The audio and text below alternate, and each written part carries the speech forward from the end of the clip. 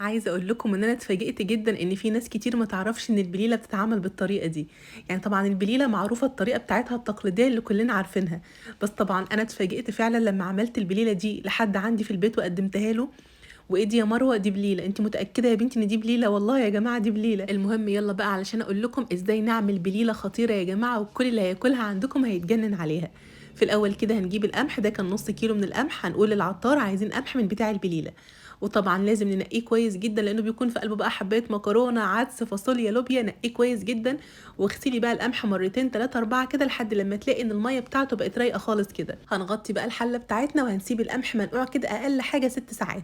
تاني يوم الصبح بقى جبت الحله بتاعتي وغيرت الميه اللي كنت نقع فيها القمح، ومليت الحله عليه ميه ورفعته على النار. وطبعا بقى لازم نسيب غطا الحله بتاعنا موارب لان القمح وهو بيستوي بيعمل فوران وهيبوظ معاكي الدنيا.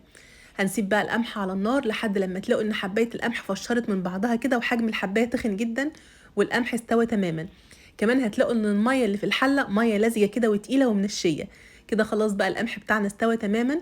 هناخد منه طبق كبير كده هنشيله على جنب، هقول لكم هنعمل ايه بعد شويه. وباقي كميه القمح اللي عندي في الحله دي حطيت عليها بقى لتر وربع لبن فلاحي كامل الدسم، وحطيت كمان 3 معالق كده من وش اللبن كان موجود عندي، لو عندك قشطه حطي. وطبعا مش هننسى السكر، حطيت كوبايه من السكر. وطبعا يا جماعه التحليه حسب الرغبه. وهنسيب بقى الحله بتاعتنا تغلي كده على النار بالظبط 10 دقائق. وهنجهز بقى نص كوبايه ميه او نص كوبايه لبن، وهندوب فيها بقى زي ما انتم شايفين كده معلقتين كبار مليانين على الاخر من الكريم شانتيه. هناخدهم بقى ونحطهم على البليله بتاعتنا ونديلهم تقليبه. وهنضيف عليهم كمان معلقه صغيره من الفانيليا، وانا مستخدمه فانيليا خام، والاحسن هنا ان احنا نحط فانيليا بودره مش فانيليا سايله.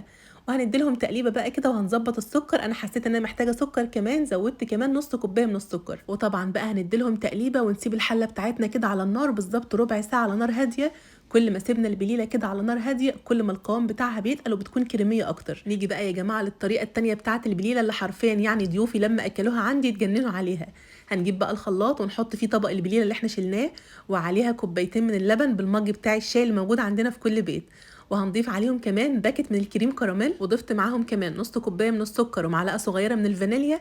وهنا الافضل ان احنا نحط فانيليا سايله مش فانيليا بودره، يعني على العكس تماما من البليله التانية. قلت لكم ان احنا الافضل ان احنا نحط فانيليا بودره، لا هنا الافضل ان احنا نحط فانيليا سايله. هناخد بقى الكلام ده كله نضربه مع بعضه كويس جدا في الخلاط زي ما انتم شايفين كده، وبعدين نحطهم في اي وعاء ونرفعهم على النار. وطبعا تقليب مستمر كده لحد الغليان، وهنسيبهم بقى زي ما انتم شايفين كده بالظبط على النار غلوتين 3.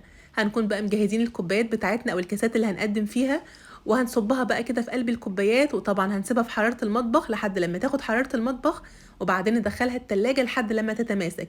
وطبعا الجو برد في الشتاء ممكن ما تحتاجش انها تدخل التلاجة خالص، سيبوها بره كده وهي تتماسك لوحدها. وهنا كده خلاص زي ما انتم شايفين البليلة بتاعتي بقت جاهزة. انا سبتها على النار بالظبط ربع ساعة كده على نار هادية لحد لما البليلة بقى القوام بتاعها كريمي وناعمة خالص. هنوزعها بقى في الكوبايات او في الكاسات او في البولات. وطبعا لو مش عايزين تعملوا كمية البليلة كلها مرة واحدة، طبعا هتشيلوا شويه من القمح كده في علبه في الفريزر وتطلعوا منها على حسب ما تحتاجوا وتحط عليها اللبن. وزي ما انتم شايفين قدامكم بقى كده يا جماعه قد ايه البليله ناعمه وكريميه وخطيره. حطي بقى على الوش شويه مكسرات، ما تحطيش حاجه خالص، تتاكل سخنه تتاكل بارده، هي في كل الاحوال خطيره. نيجي بقى للبليله التانية. بعد لما تماسكت كده انا دخلتها التلاجة بالظبط نص ساعه. هنطلعها بقى كده نزينها بشويه من الكراميل وقدموها بألف هنا يا جماعه، بيكون طعمها خطير. الناس اللي ما بتحبش البليله مش هيعرفوا اصلا ان هي بالبليله. طعمها حلو جدا ومغذيه، الاطفال الصغيرين هيحبوها جدا وكمان الكبار هيحبوها جدا. وكده خلاص خلصنا والفيديو بتاعنا خلص. يا رب يكون عجبكم، وما تنسوش يا جماعه لو الفيديو عجبكم تعملوا ايه؟ تعملوا لايك وشير للفيديو. وبألف هنا مقدما، واشوفكم على خير بقى في الفيديو اللي جاي. مع السلامه.